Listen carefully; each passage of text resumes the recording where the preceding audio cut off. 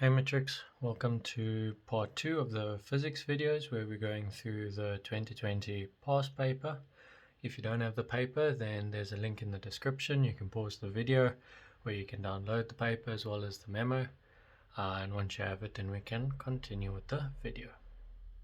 Okay, let's get started with question 3. So by now you should know that question 3 in the physics paper is the vertical projectile motion question. Okay, so just like with Newton's question, pick a direction to start with. I'm going to take down as positive, up as negative. Okay, also remember with the Cartesian coordinates, okay, or system, x is horizontal, y is vertical. So we're going to be dealing with delta y, okay, because we're moving up and down. Okay, now the question says a small ball is dropped from a height of 2 meters and bounces a few times after landing on a cement floor. Ignore air friction. Okay, so you can see the ball starts here at 2 meters above the ground. This is when the ball is in contact with the floor. So this indicates when it bounces. Okay, and goes up to its first maximum height, comes down, bounces again. Okay, and then goes back up to its second maximum height and then comes down. Okay, so 3.1 asks us to define the term freefall, so you can go and check your definitions for the term freefall for the word for word. Okay. Next, 3.2 asks you to use the graph to determine the following. Okay, so 3.2.1 is the time that the ball is in contact with the floor before the first bounce. Okay, so when the ball bounces, okay, comes into contact with the floor, so it compresses. So we're looking for the time that it compresses and releases before it moves up. Okay, so we're looking for delta t, and that is over here. Okay, so over here, as I've indicated, the ball comes down, the time that it's in contact with the floor, and then it moves up. So delta t equals final minus t initial. Okay, so my final time was 0.67 seconds, my initial time is 0.64 seconds. Okay, so we just minus those two from each other. 67 seconds minus 0.64 seconds, which equals 0.03 seconds. Okay, and that's the time it's in contact with the floor. Next question asks us to find the time it takes for the ball to reach the maximum height after the first bounce. Okay, so after the first bounce means we're dealing with this part of the graph, okay, this parabola over here. Okay, now remember from maths, with the parabola, the maximum height is our turning point. So that there is my turning point, which is equal to h max. Okay, now the maximum height or your turning point is always the same distance from each intercept. So it's in the middle. That's why it's our axis of symmetry. Okay, so we just need to find the distance from here to here, or the time, sorry, from here, this intercept to that intercept, and divide it by 2. Okay, so as I've got it over here, we need to find this time over here. Okay, so how am I going to do that? I'm going to take delta t and divide it by 2. So that's going to equal to 1.90 seconds minus 0.67 seconds. Divide that by 2. And if you divide that by 2, you should get an answer of 0.615 seconds, which is equivalent to 0.62 seconds. Okay, now if you wanted to use a formula, you could have used this formula. Delta y equals to v initial delta t plus a half, what am I saying? A half a delta t.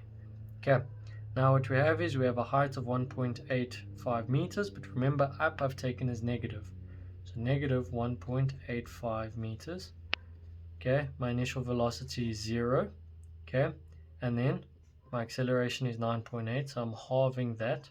Okay, but remember it's negative 9.8. Why? Because I'm moving up. meters per second squared delta t squared.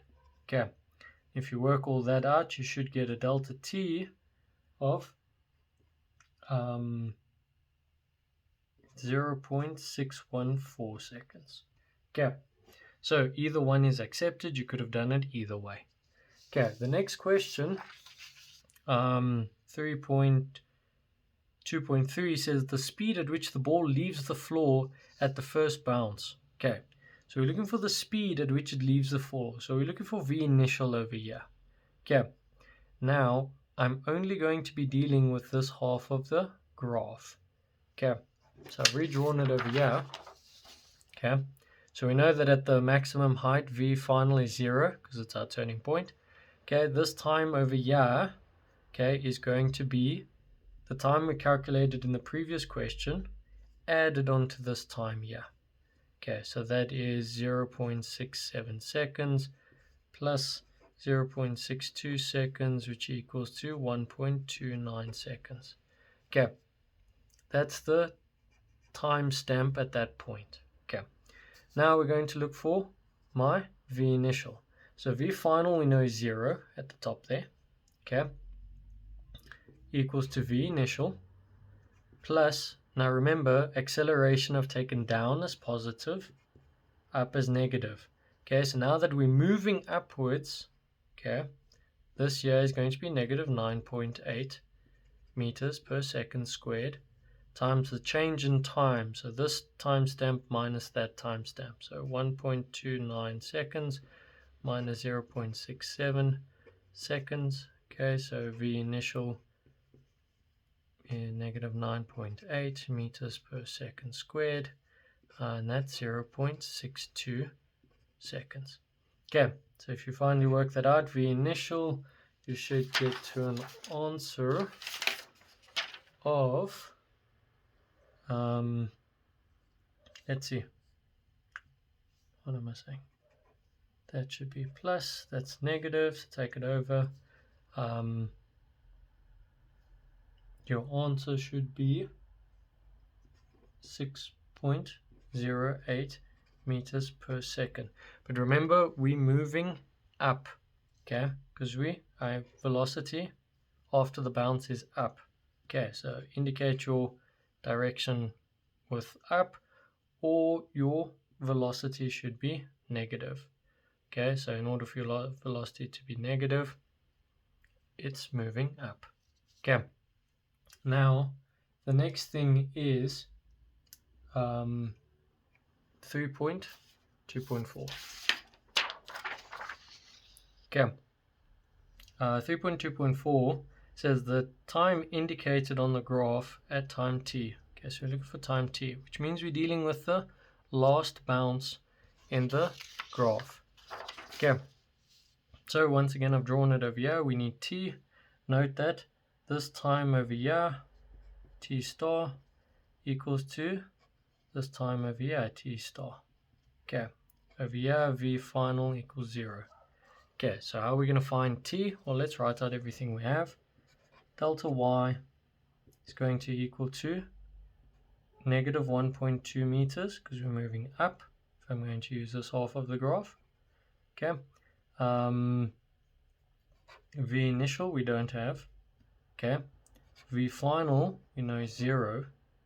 Delta t we don't have, and acceleration equals 9.8 meters per second.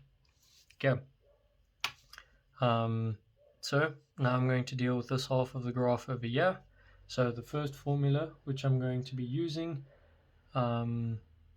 is this one over here.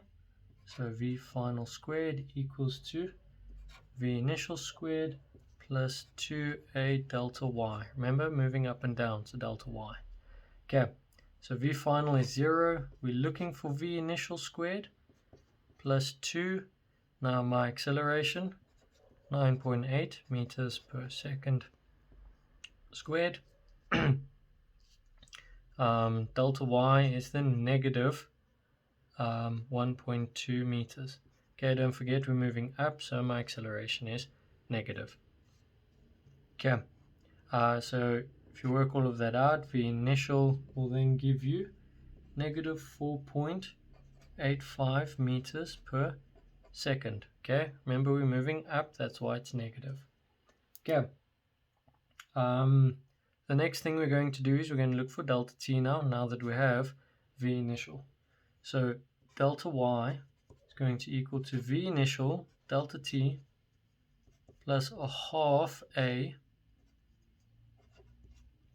delta t squared. Okay, so plug everything in.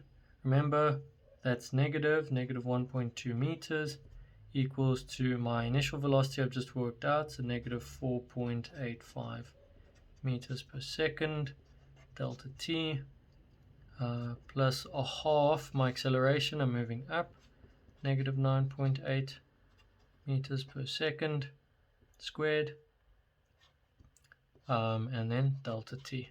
Now we have a quadratic formula, so we can use the quadratic formula in order to solve this. And if you do, you will get delta t will equal to 0.489 seconds. But remember, this is not our time for the graph. Okay, to find the time for the graph, okay, I'm going to be using this formula. So remember, I said t star is equal to t star. So to get from year to year, which we've just calculated, this time year is from year to year. Okay, so we need to times it by 2 in order to get t. So I'm going to say t is equal to 1.97 seconds plus 2 times t star. Okay, and that's what we've just calculated. So that's going to be 1.97 seconds plus 2 times t star, which is 0.4895. Okay, and if you work that out, you should get a time of 2.95 seconds. Okay, please note, don't round off your answer over here, only round it off at the end, and that's your final answer. Okay, and that's how we go about doing the question. Okay, if you guys have enjoyed today's video, find it helpful, please leave a like on the video, maybe consider subscribing to the channel. If you have any questions, please leave them in the comment section down below, and I'll get back to them as soon as I can. And if you know of anyone else who could use with the help, please pass the videos along. Otherwise, have a good day and thanks for watching.